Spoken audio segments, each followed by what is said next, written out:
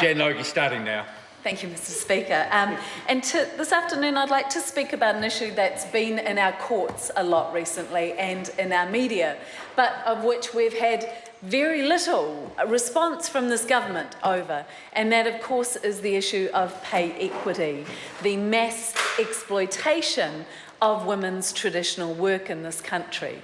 And I want to frame it initially for people around recognising that pay equity, and that if we addressed pay equity, we could increase productivity in our country. We could improve the quality of our services. We could reduce child poverty. We could increase consumer spending and the money that's going around businesses at a local level, which could then promote growth in our businesses and create more jobs.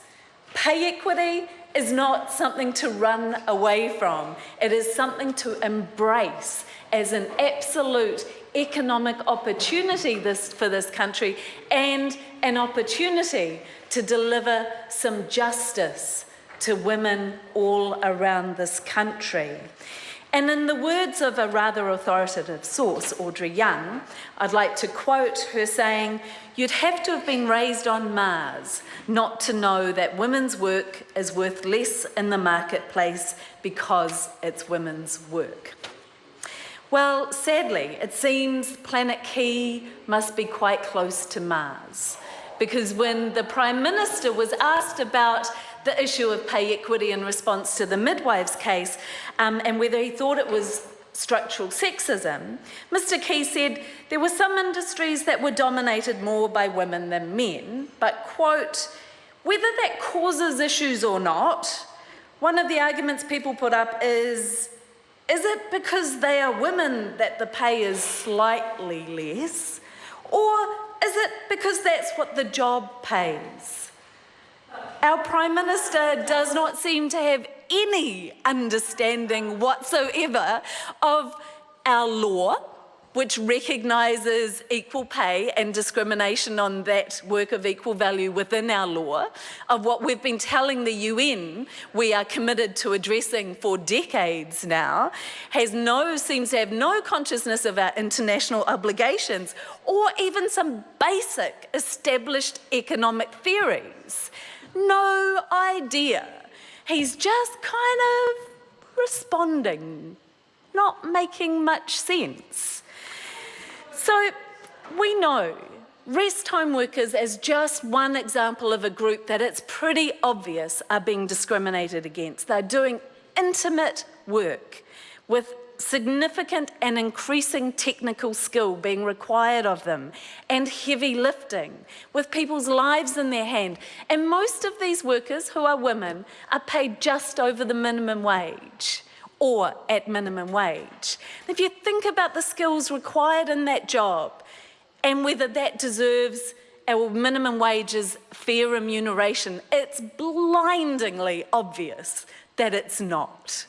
We also we heard from the midwives last week that they're paid around $53,000 per annum, despite it being a job that requires a lot of training, which they're required to be on call 24/7, which they're not paid for.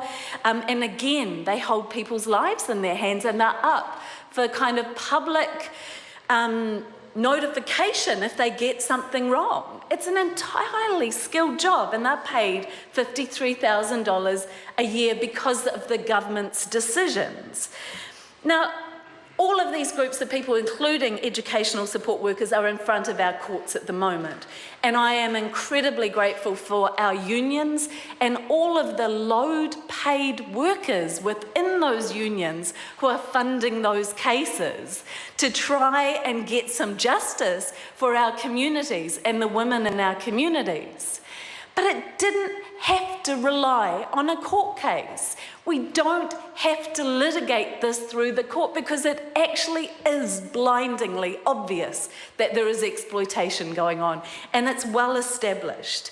And I want to call the government out on being missing in action and actually working against the interests of our community in this area. When they came to government in 2009, they closed down the pay and employment equity unit, and they scrapped the plans that were in place to identify and redress this exploitation. They've been siding with the employers in the court, and now we can't get a straight answer from the Minister for Workplace Relations on whether they're going to actually review the Act to be able to shut down these cases in the court.